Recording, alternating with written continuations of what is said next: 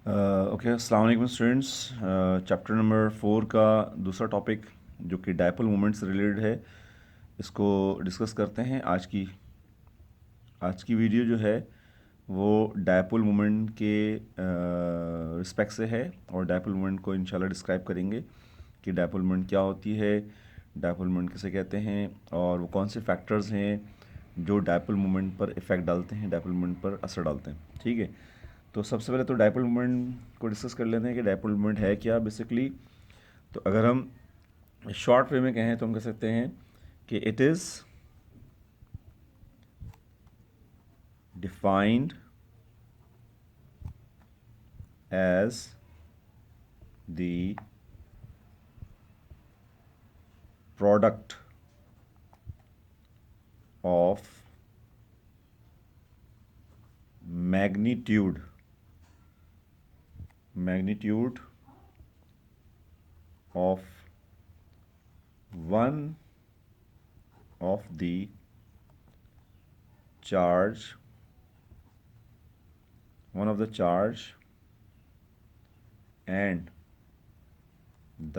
charge and the distance between them is called dipole moment। ठीक है। यानी dipole moment जो है वो एक्चुअली क्या है कि defined as the product of magnitude of one of the charge and the distance between them is called as dipole moment.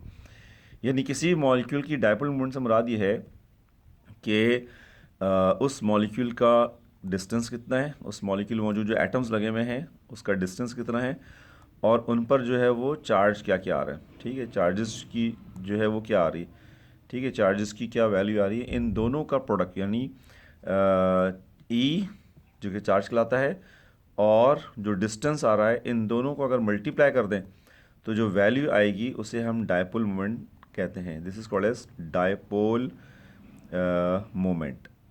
ठीक है, डायपोल मोमेंट। अच्छा, इसको हम इस तरह भी डिफाइन कर सकते हैं कि it is also defined as the extent of tendency of a molecule to be oriented under the influence of an electric field is called dipole moment। ठीक है, सेकंड डेफिनेशन है, ये भी लिख लीजिए आप।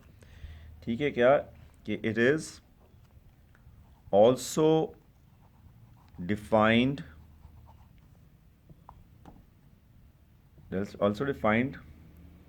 As the extent extent of a molecule to be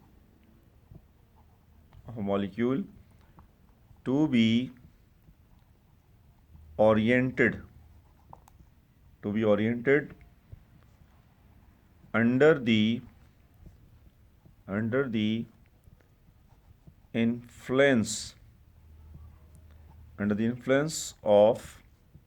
a electric field is called dipole moment। ठीक है, यानी अगर किसी मॉलिक्यूल फॉर एग्जाम्पल, जैसे भी मैंने ऊपर मॉलिक्यूल आपको दिखाया HCl, अगर HCl के मॉलिक्यूल को अगर मैं इलेक्ट्रिक फील्ड के अंदर, है ना, इलेक्ट्रोमैग्नेटिक फील्ड के अंदर, इलेक्ट्रिक फील्ड के अंदर अगर मैं उसे प्लेस करूं तो ये कहाँ ओरिएंट होता है, इसकी डायरेक्शन क्या होगी, है ना। यानी ये अपने आप को कहाँ एडजस्ट करेगा, क्योंकि इसमें प्लस माइनस चार्ज है और इसी तरह पार्शियल प्लस चार्ज है। तो इस चार्जेस की वजह से उस इलेक्ट्रिक फील्ड के ज़ेर असर, उस इलेक्ट्रिक फील्ड के इन्फ्लुएंस में आने के बाद ये अपने आप को कहाँ ओरिएंट करता है, ओरिएंट मतलब है कहाँ तरतीब देता है, किस जगह पे अपने आप को एडजस्ट करता है। तो इसकी ये जो टेंडेंसी है ना, इसकी ये जो सलाहियत है, किसी मॉलिक्यूल की ये सलाहियत कि वो इलेक्ट्रिक फील्ड के अंदर अपने आप को किसी ख़ास डायरेक्शन में एडजस्ट करे, ये उसकी डायपोल मोमेंट कहलाती है। ठीक है, ये बात आपकी क्लियर हो गई। अच्छा, अब इसका फार्मूला क्या होता है, फार्मूला ऊपर वैसे लिख दिया है लेकिन मैं इसको थोड़ा यहाँ भी मेंशन करता हूँ एक चीज़ तो याद रखिएगा, डायपोल मोमेंट को हम म्यू साइन से शो करते हैं, है ना। एक साइन हमारे पास डायपोल मोमेंट का म्यू है, जो कि इक्वल हो जाता है ई डॉट डी के। ई डॉट डी का मतलब है कि चार्ज इनटू डिस्टेंस, ठीक है, कितना उसका चार्ज है और मॉलिक्यूल के दरमियान डिस्टेंस कितना पाया रहा है, उसको अगर दोनों को मल्टीप्लाई करें तो हमारे पास जो है डायपोल मोमेंट की वैल्यू आ जाती है, ठीक है। अच्छा, अब ये तो बात हो गई इसकी। अब इसका यूनिट अगर हम देखें तो डायपोल मोमेंट का जो यूनिट है वो है वैसे तो इसका जो यूनिट है वो डिबाई होता है। डिबाई में हम इसको नोट करते हैं, यानी इसका जो बेसिकली यूनिट है वो है डिबाई, ठीक है, डिवाई इसका यूनिट है। और एस आई यूनिट सिस्टम के अंदर इसको हम कूलम इंटू मीटर भी कहते हैं, है ना। एस आई सिस्टम के अगर हम इसको मेजर करें तो इसे हम कूलम कूलम इंटू मीटर से शो करते हैं, जिसको अमूमन सी और एम से शो किया जाता है, ठीक है। अक्सर इस तरह साथ में लिखा होता है, बास स्टूडेंट इसको सेंटीमीटर समझते हैं, तो सेंटीमीटर नहीं है, ये कूलम इंटू मीटर जो है वो मेंशन किया गया, ठीक है। अच्छा, अब इसी तरह इसमें इसकी जो वो है कन्वर्जन्स कह लें या जो रिलेशंस हैं, कांस्टेंट रिलेशन ये है कि वन जो आपका डिबाई है, वन डिबाई जो है वो तकरीबन 3.34 इंटू 10⁻⁻30 कूलम इंटू मीटर के बराबर होता है, ठीक है। जो ये एक डिबाई की जो है वो वैल्यू है, ठीक है। तो ये तो बात आपके समझ में आ गई कि डायपोल मोमेंट क्या है, ठीक है। एक दफ़ा इसको दोबारा रिपीट कर देते हैं कि डायपोल मोमेंट दरअसल किसी भी मॉलिक्यूल की टेंडेंसी है जिसके दौरान वो मैग्नेटिक फील्ड के अंदर या इलेक्ट्रिक फील्ड के अंदर अपने आप को ओरिएंट करता है, अपने आप को तरतीब देता है। इस सलाहियत को, इस टेंडेंसी को, इस प्रॉपर्टी को हम मॉलिक्यूल की डायपोल मोमेंट के नाम से पहचानते हैं। हम कहते हैं इसकी डायपोल मोमेंट है, ठीक है। और डायपोल मोमेंट की मैंने आपको बता दिया फॉर्मूला इसका जो है वो म्यू डॉट डी है, ठीक है। अच्छा, अब इसको रिप्रेजेंट कैसे करते हैं, रिप्रेजेंट किससे करते हैं, तो याद रखिएगा रिप्रेजेंटेशन जो है इसकी वो है एरो से हम रिप्रेजेंट करते हैं, ठीक है। एरो से रिप्रेजेंट करते हैं, ठीक है, एरो से रिप्रेजेंट करते हैं, लेकिन एरो की टेल जो है वो कट होती है, कटेड एरो कह सकते हैं। अच्छा, इसमें एरो का हेड जो है वो उस एलिमेंट की तरफ होता है, जैसे फॉर एग्जांपल बी है और यहाँ ए है, तो बी जो है वो मोर इलेक्ट्रोनेगेटिव होगा, मोर इलेक्ट्रोनेगेटिव एलिमेंट होगा, और ए जो होगा वो लेस इलेक्ट्रोनेगेटिव एलिमेंट होगा, ठीक है। यानी हेड ऑफ द एरो जो है वो मोर इलेक्ट्रोनेगेटिव एलिमेंट को एक्सप्रेस करेगा, जबकि इसकी जो टेल है, कटेड टेल है, वो लेस इलेक्ट्रोनेगेटिव एलिमेंट की तरफ क्या करेगी, एक्सप्रेस करेगी या उसको इंडिकेट करेगी, ठीक है।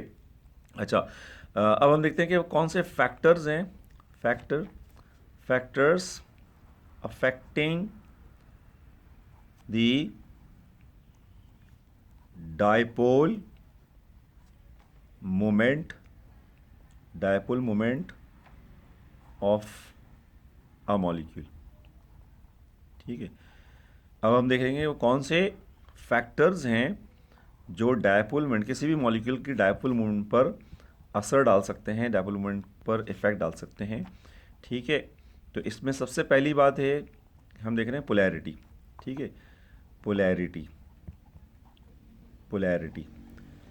ठीक है। तो याद रखिएगा वो तमाम मॉलिक्यूल्स जो पोलर होंगे, ठीक है, जो पोलर मॉलिक्यूल्स होते हैं, जितने भी मॉलिक्यूल्स पोलर हैं उन वो डायपोल मोमेंट शो करेंगे, ठीक है। तो मैं यहाँ पॉइंट लिख सकता हूँ कि all polar molecules have some values of dipole moment, ठीक है। फॉर एग्जाम्पल HCl है, एक पोलर मॉलिक्यूल है, इसका मतलब है इसकी डायपोल मोमेंट जो है वो is not equal to zero, ठीक है, वो इक्वल टू ज़ीरो नहीं होगी। इसी तरह HBr है, ठीक है, या HI है, ठीक है, तो इनकी जो डायपोल मोमेंट है वो इक्वल टू ज़ीरो नहीं होगी, ठीक है। बट जितने भी नॉन पोलर मॉलिक्यूल्स हैं, ठीक है, all all non-polar all non-polar molecules all non-polar molecules have zero dipole moment। ठीक है, इनकी डायपोल मोमेंट जो है ज़ीरो होगी। जैसे एच है, इसकी डायपोल मोमेंट की वैल्यू ज़ीरो होगी। इसी तरह सी एल इसकी डायपोल मोमेंट की वैल्यू ज़ीरो होगी। ठीक है, इसी तरह जो है वो ऑक्सीजन का मॉलिक्यूल है, इसकी डायपोल मोमेंट जो है वो आपके पास ज़ीरो होगी।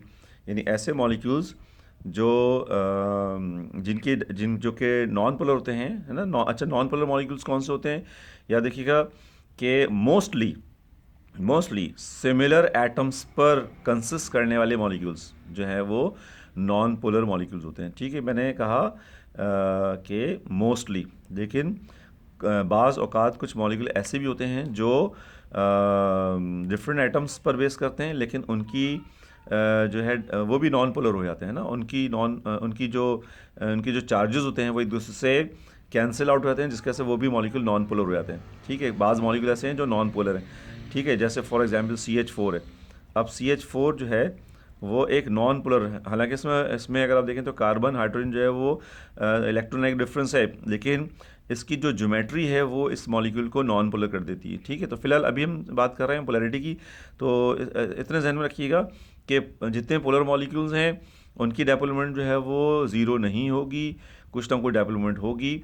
और वो तमाम मॉलिक्यूल जो नॉन पोलर होंगे, जिन पर किसी किस्म का कोई चार्ज नहीं आ रहा होगा, उनकी डायपोल मोमेंट जो है वो ज़ीरो हो जाएगी। अच्छा, अब आपके जहन में शायद ये आ रहा हो कि डायपोल मोमेंट ज़ीरो क्यों होगी। सिंपल सी बात है भाई, कि अगर आपके पास म्यू का फॉर्मूला देखें तो म्यू का फॉर्मूला जो है वो E.D के बराबर है। ठीक है, अब अगर मैं कहूँ भाई इस मॉलिक्यूल पे कोई चार्ज ही नहीं है, ठीक है, डिस्टेंस भले कुछ भी क्यों ना हो, लेकिन चार्ज अगर ज़ीरो है, ठीक है, और अगर आप किसी भी चीज़ को डिस्टेंस जितना भी है ना, लेकिन आप उससे ज़ीरो से मल्टीप्लाई करेंगे तो वैल्यू जो है वो क्या हो जाएगी? ज़ीरो हो जाएगी। ठीक है, राइट। तो ये हमारा फैक्टर जो है वो कंप्लीट हो गया। नेक्स्ट फैक्टर की तरफ चलते हैं। नेक्स्ट फैक्टर जो है वो कहलाती है geometry of molecule. Number 2, geometry of molecule. ठीक है, मॉलिक्यूल की ज्योमेट्री भी जो है वो बड़ा इफ़ेक्ट डालती है मॉलिक्यूल के ऊपर। ठीक है, अच्छा, अब इसमें मुख्तलिफ़ किस्म की कंडीशन आ जाती हैं। सबसे पहले हम देखते हैं कि लीनियर मॉलिक्यूल्स। ठीक है, लीनियर हम कह सकते हैं कि पॉलीटॉमिक मॉलिक्यूल, है ना, लीनियर पॉली एटॉमिक मॉलिक्यूल्स। ठीक है, अब लीनियर पॉलीटॉमिक मॉलिक्यूल्स मैंने क्यों वर्ड यूज़ किया? क्योंकि ये एक से ज़्यादा एटम्स पर बेस करने वाले मॉलिक्यूल्स, जिनके अंदर एक से ज़्यादा एटम्स मौजूद हों। ठीक है, फॉर एग्ज़ाम्पल आप देखें, एग्ज़ाम्पल मैं आपको दिखाता हूँ, उससे बात आपको इंशाल्लाह और क्लियर होगी। फॉर एग्ज़ाम्पल कार्बन डाइऑक्साइड है। ठीक है, आप देखें कार्बन डाइऑक्साइड मॉलिक्यूल की अगर बात करें तो ये पॉलीटॉमिक मॉलिक्यूल है। ठीक है, अच्छा, अब कार्बन ऑक्सीजन जो है डायपोल मोमेंट जनरेट हो रही है, बिल्कुल सही है, जनरेट हो रही। और इधर अगर देखें तो इधर भी कार्बन और ऑक्सीजन जो है वो डायपोल मोमेंट जनरेट हो रही। लेकिन चूँकि लीनियर मॉलिक्यूल है, इसकी जो ज्योमेट्री है वो स्ट्रेट है, बिल्कुल लीनियर मॉलिक्यूल है, तो जिसकी वजह से क्या होगा कि ये वाला इफेक्ट जो है वो इस इफेक्ट को कैंसिल कर देगा और इसकी डायपोल मोमेंट जो है वो इक्वल टू ज़ीरो हो जाएगी। तो याद रखिएगा, जितने भी लीनियर मॉलिक्यूल्स हैं, है ना, हम कह सकते हैं कि all linear poly atomic molecules have zero dipole moment। Short में लिख रहा हूँ डायपोल मोमेंट। ठीक है, इनकी डायपोल मोमेंट क्या होगी? ज़ीरो होगी। जैसे मैंने एग्जांपल ये दी, इसी तरह एक एग्जांपल और दे रहा हूँ। BeCl2 एग्जांपल आपके पास मौजूद है, BaCl2, इसकी भी डायपोल मोमेंट जो है वो ज़ीरो होगी। इसी तरह एक और मॉलिक्यूल है इथाइन, पढ़ा होगा आपने, नाम सुना होगा, इथाइन का मॉलिक्यूल है। इथाइन का मॉलिक्यूल की भी डायपोल मोमेंट क्या होगी? ज़ीरो होगी। ठीक है, नंबर टू आपके पास जो है वो है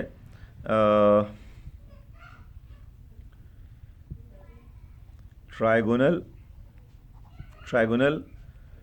planar molecules. Trigonal planar molecules, ठीक है। अच्छा, अब ट्राइगोनल प्लेनर मॉलिक्यूल्स के बारे में लिखा गया कि ट्राइगोनल प्लेनर मॉलिक्यूल्स की भी जो डायपोल मोमेंट होती है वो ज़ीरो होती है। सही है, हम कह सकते हैं कि दे ऑल्सो हैव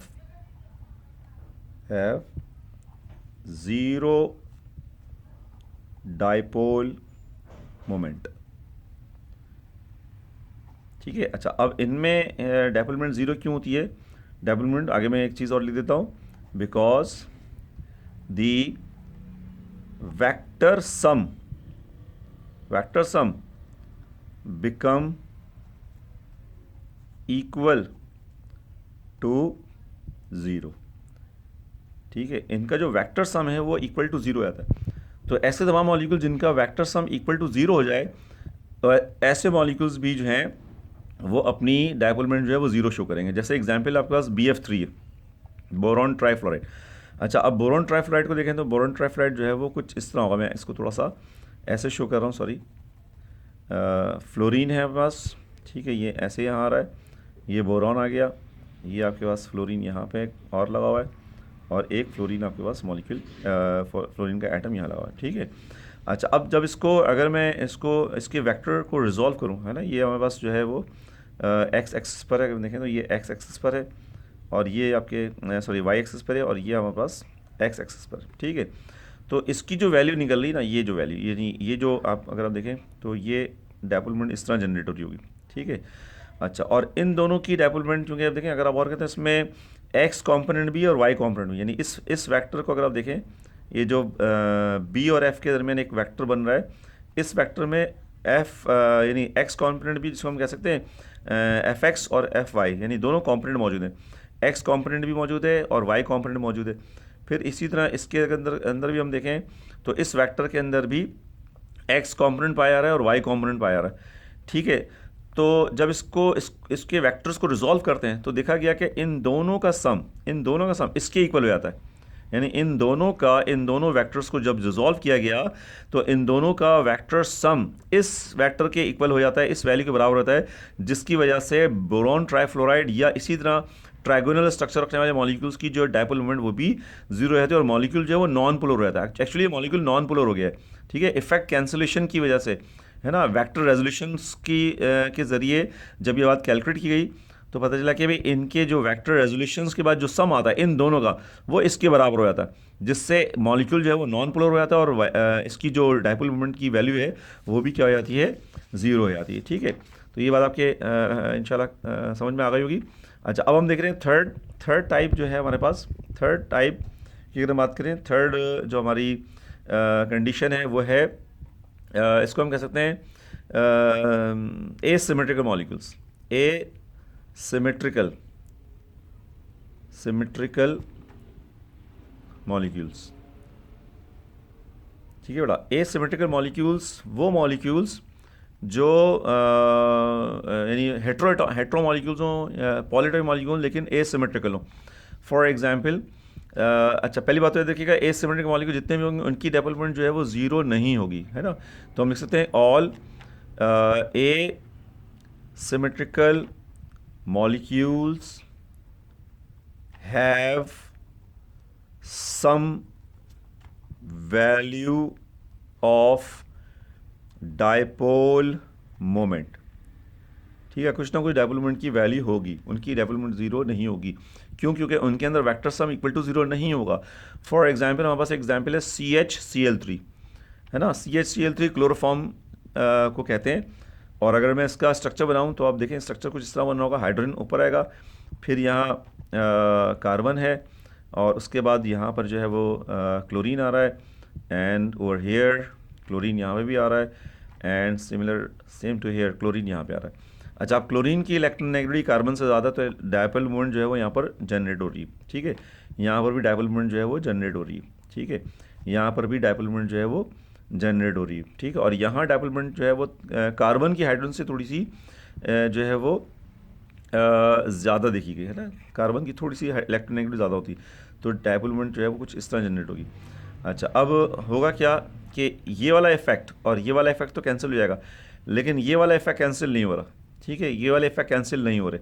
ठीक है, अब और कहते हैं ये एक तरह से वेक्टर एडिशन हो रही है, वेक्टर ऐड हो रहा है, जिसकी वजह से यहाँ पर जो है वो मॉलिक्यूल जो है वो पोलर हो जाएगा, ये मॉलिक्यूल पोलर हो जाएगा, और पोलर मॉलिक्यूल होने से इसकी डायपोलमेंट जो है वो नॉट इक्वल टू जीरो की मॉलिक्यूल की कुछ ना कुछ डायपोलमेंट होगी। ठीक है, तो ऐसे याद रखिएगा जितने भी एसिमेट्रिक मॉलिक्यूल्स हैं इन सब की डायपोलमेंट की वैल्यू कुछ ना कुछ पाई जाती है। ठीक है, उसका फोर्थ फैक्टर ये है कि ऐसे तमाम मॉलिक्यूल्स जो सिमेट्रिकल हों, है ना, सिमेट्रिकल मॉलिक्यूल्स की बात करते हैं, सिमेट्रिकल मॉलिक्यूल। ठीक है बेटा, सिमेट्रिकल मॉलिक्यूल्स की अगर हम बात करें तो सिमेट्रिकल मॉलिक्यूल्स वो मॉलिक्यूल्स होंगे जिनमें सिमेट्री पाई जाएगी। अच्छा, और याद रखिएगा सिमेट्रिकल मॉलिक्यूल, जितने भी सिमेट्रिकल मॉलिक्यूल्स हैं इनकी डायपोल मोमेंट की जो वैल्यू है वो आपके पास ज़ीरो हो जाती है, क्योंकि इनका vector sum equal to zero हो जाता है। तो हम कह सकते हैं कि they have zero dipole, short में लिख रहा हूँ, डायपोल मोमेंट ड्यू टू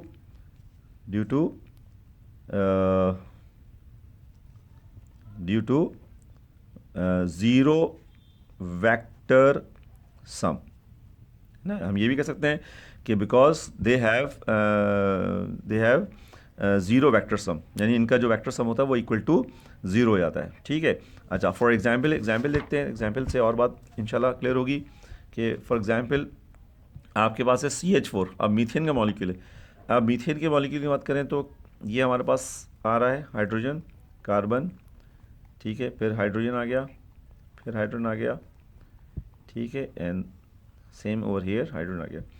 अच्छा, अब यहाँ पर डायपोलमेंट जनरेट हो रही है, ये डायपोलमेंट जनरेट हो रही है। ठीक है, अच्छा, इसको नॉर्मली हम म्यू नेट म्यू कहते हैं, नेट म्यू मतलब है नेट डायपोलमेंट। ठीक है, क्योंकि देखें यहाँ तो डायपोलमेंट है लेकिन पूरे मॉलिक्यूल की डायपोलमेंट जो है नहीं है, तो हम इसे कहते हैं म्यू नेट। म्यू नेट का मतलब है नेट डायपोलमेंट। ठीक है, अब नेट डायपोलमेंट जो है वो ज़ीरो हो रही है। क्यों हो रही है भाई, ज़ीरो क्यों हो रही है? क्योंकि इसको जब सॉल्व करते हैं तो इसका इफेक्ट इससे कैंसिल हो जाता है और इसका इफेक्ट जो है इससे कैंसिल हो जाता है, तो नेट इफेक्ट जो है मॉलिक्यूल पे ज़ीरो हो जाता है। मॉलिक्यूल जो है वो नॉन पोलर हो जाता है, और जब मॉलिक्यूल नॉन पोलर होगा तो ऑब्वियसली डायपोलमेंट भी जो इसकी क्या हो जाएगी, ज़ीरो हो जाएगी। ठीक है, चलें, ये तो थी दूसरा फैक्टर था। ये फैक्टर सेकंड था जिसमें हमने मॉलिक्यूल की ज्योमेट्री को डिस्कस किया था और उसमें 3-4 एग्जांपल मैंने आपको कराई। अच्छा, अब तीसरा फैक्टर जो है वो लोन पेयर है, इसे कहते हैं लोन पेयर ऑफ इलेक्ट्रॉन। ठीक है, lone pair of electron.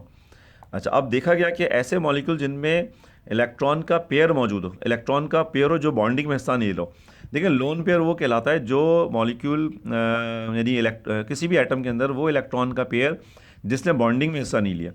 For example मैं नाइट्रोजन की बात करूं, अब नाइट्रोजन देखें तो हमारे पास नाइट्रोजन के लास्ट सेल में 5 इलेक्ट्रॉन होते हैं, आप ये सब जानते हैं। ठीक है, अब नाइट्रोजन के पास 5 इलेक्ट्रॉन है। अब इसमें से इसने क्या किया, एक शेयरिंग की हाइड्रोजन से, दूसरी शेयरिंग की हाइड्रोजन से, तीसरी शेयरिंग कर ली हाइड्रोजन से। अब इसके 3 इलेक्ट्रॉन पेयर तो यूज़ हो रहे हैं बॉन्ड बनाने में, लेकिन एक इलेक्ट्रॉन पेयर जो है वो बॉन्डिंग में हिस्सा नहीं ले रहा। वो इस इलेक्ट्रॉन के पेयर को हम कहेंगे लोन पेयर, और जो बॉन्डिंग में हिस्सा ले रहे हैं उनको हम कहेंगे बॉन्ड पेयर। ठीक है, तो अब ऐसे तमाम मॉलिक्यूल जिनमें लोन पेयर पाया जाए, लोन पेयर बच जाए, यानी सेंट्रल एटम, जो भी आपका सेंट्रल एटम हो उसके पास एक लोन पेयर मौजूद हो, तो लोन पेयर की मौजूदगी की वजह से जो है वो मॉलिक्यूल जो है वो क्या होता है, वो चूँकि यहाँ vector sum equal to zero नहीं हो पाता, और जब vector sum equal to zero नहीं होगा तो मॉलिक्यूल जो है वो पोलर हो जाएगा, और जब मॉलिक्यूल पोलर होगा तो डायपोलमेंट भी क्या हो जाएगी, वो ज़ीरो नहीं होगी। जैसे इस केस की बात करें तो यहाँ पर dipole moment is not equal to zero. इसी तरह देखिए, मैं वाटर की एग्जाम्पल अगर आपको दूँ तो वाटर एग्जाम्पल में आप देखें तो ऑक्सीजन के पास 2 इलेक्ट्रॉन के पेयर ये होते हैं, और ठीक है, और 2 इलेक्ट्रॉन ये टोटल। ऑक्सीजन जो है ग्रुप 6 से बिलोंग करता है, तो उसके लास्ट सेल में 6 इलेक्ट्रॉन होते हैं। अच्छा, अब यहाँ पर एक हाइड्रोजन से इसने बॉन्ड बनाया और एक हाइड्रोजन से इसने बॉन्ड बना लिया। ठीक है, अब इसके पास अगर देखें तो 2 लोन पेयर हैं, ठीक है, और 2 बॉन्ड पेयर हैं, 2 लोन पेयर हैं और 2 बॉन्ड पेयर हैं। अब 2 लोन पेयर की वजह से क्या होगा, ये इस पर रिपल्सिव फोर्सेस लगाते हैं। ठीक है। रिपल्सिव फोर्स लगाते हैं, एक तो मॉलिक्यूल के बैंड स्ट्रक्चर में फ़र्क आता है, इंशाल्लाह इलेक्ट्रॉन पे रिपल्शन थ्योरी के अंदर डिस्कस करेंगे। लेकिन मैं बता दूं कि इसके एक तो ये इफेक्ट डाले तो जिसकी दूसरी बात ये है कि ये इफेक्ट को कैंसिल नहीं कर रहे, इफेक्ट को नलीफाई नहीं कर रहे, है ना। यानी यहाँ पर आप देखें तो लोन पेयर दो मौजूद हैं, इन दो लोन पेयर की वजह से मॉलिक्यूल की जो ज्योमेट्री है वो बैंड एंगुलर हो जाती है, ठीक है। और बैंड एंगुलर की वजह से इसकी जो है वो डायपोल मोमेंट जो वो ज़ीरो नहीं हो पाती। और जैसे मैंने आपको शुरू बताया कि लोन पेयर अगर पाया जाएगा मॉलिक्यूल के अंदर, अगर लोन पेयर मौजूद होगा तो फिर मॉलिक्यूल जो है वो डायपोल मोमेंट जो है वो ज़ीरो शो नहीं करेगा, ठीक है बेटा। तो ये तो आपके समझ में आ गई होगी कि कौन कौन से मॉलिक्यूल जो हैं वो डायपोल मोमेंट शो करेंगे और कौन कौन से डायपोल मोमेंट शो नहीं करेंगे, ठीक है। आई होप कि टॉपिक क्लियर हो गया होगा, ठीक है। टॉपिक आपको क्लियर हो गया होगा और जो भी कन्फ्यूजन होगी वो आपकी दूर हो गई होगी इंशाल्लाह ताला। और जो भी कोई प्रॉब्लम हो आपको इंशाल्लाह वो फिर हम आगे जो हमारी ऑनलाइन क्लासेस होंगी उसके अंदर थोड़ा सा हम उसको डिस्कस करेंगे, ठीक है। गॉट इट बेटा, बात क्लियर है आप लोगों के? तो इंशाल्लाह ऑनलाइन क्लास के अंदर इसके बारे में डिस्कशन करते हैं, ठीक है बेटा। अल्लाह हाफिज़।